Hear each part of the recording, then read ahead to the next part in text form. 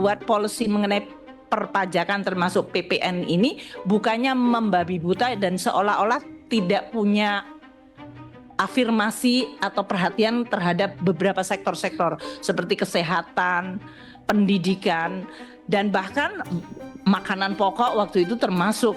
Debatnya cukup panjang di sini. Jadi nanti kami akan sampaikan. Jadi di sini kami sudah membahas bersama Bapak Ibu sekalian, sudah ada undang-undangnya. Kita perlu untuk menyiapkan agar itu bisa dijalankan tapi dengan tadi penjelasan yang baik.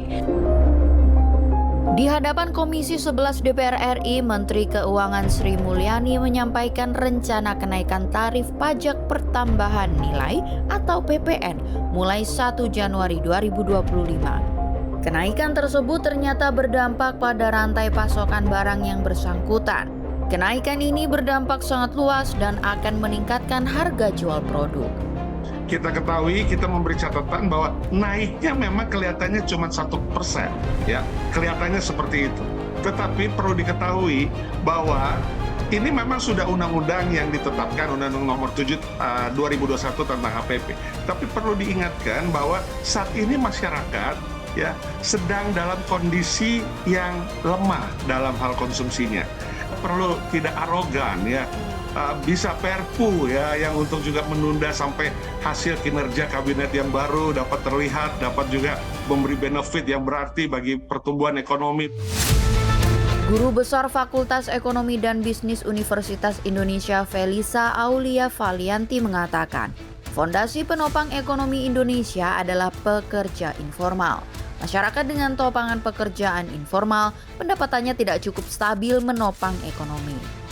Perlu diketahui bersama bahwa karena sektor informal kita tuh sangat tinggi ya, beda dengan negara lain. Jadi dengan kondisi informality masyarakat yang sangat tinggi, kemampuan atau masyarakat dalam membayar PPN ini menjadi bisa nggak apple to apple gitu ya. Jadi artinya bahwa kan kalau sektor informal tinggi, masyarakat tuh lebih rentan, lebih fragile, pendapatannya lebih volatile. Nah di negara lain yang rata-rata OECD itu 15%, pendapatannya dan kesejahteraan serta pelayanan publiknya itu lebih baik gitu. Nah fasilitas publiknya juga lebih baik, jadi dan nggak banyak pungli-pungli misalkan kayak gitu, beban hidup masyarakat tidak banyak gitu. Nah kalau kita dengan PPN bertambah ini tapi banyaknya pungli, banyak iuran-iuran yang harus dibayar, kemudian juga fasilitas publiknya kurang memadai.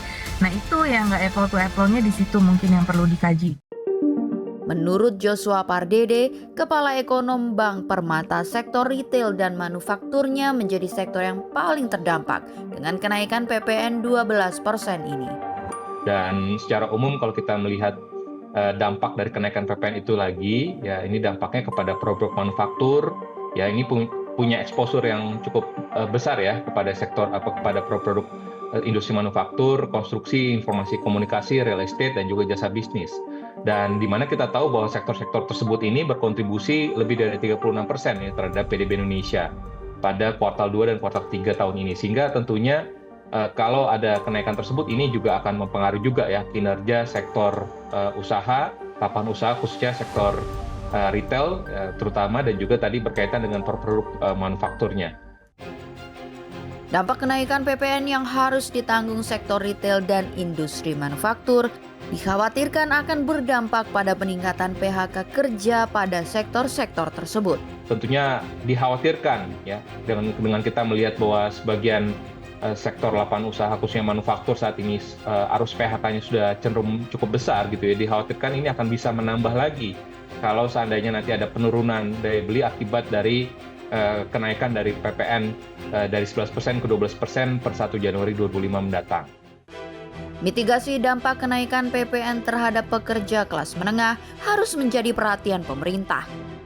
Mungkin yang perlu dikaji sebetulnya itu pendapatan lain kan mau ditingkatkan gitu. Terutama yang ini baru-baru ini juga akan keluar RUU teks sedang digodok RUU teks amnesti jilid 3. Nah, itu kan sebetulnya nanti ada tambahan pendapatan juga. Jadi apakah nggak wise juga kalau kita review? Maksudnya kalau bersamaan nanti ada jadi teks amnesti dan sebagainya, apakah masih perlu kenaikan PPN ini? Karena tadi kondisi masyarakat dengan IKK yang turun, walaupun masih optimis ya, indeks penjualan retail yang turun, Jadi indeks-indeks ini sudah PMI kita turun. Jadi indikator-indikatornya sedang menunjukkan ekonomi nggak terlalu sehat banget untuk menerima dampak dari kenaikan PPN. Tapi kalau pemerintah pun mau tetap ya tadi harus ada sejumlah kompensasi lah nanti untuk masyarakat memitigasi resiko-resiko negatif dari kenaikan PPN ini. Produk domestik bruto Indonesia ditopang oleh konsumsi rumah tangga. Kenaikan pajak pertambahan nilai akan menggerus daya beli publik. Menurut Direktur Eksekutif Center of Economic and Law Study Bima Yudhistira, pemerintah harusnya memperluas basis pajak dengan mengejar pengemplang pajak dan pengenaan pajak kekayaan. Efek dari tarif PPN ini buruk atau negatif pada perekonomian secara agregat, secara total aktivitas, khususnya konsumsi rumah tangga yang membentuk sebagian besar produk domestik bruto Indonesia. Oleh karena itu, pemerintah harusnya tidak berburu di kebun binatang dengan menaikkan tarif PPN kalau ingin rasio pajaknya meningkat. Tapi harus ada cara-cara perluasan basis pajak, mengejar para pengemplang pajak, meningkatkan kepatuhan perpajakan. Itu yang harusnya dilakukan pertama kali.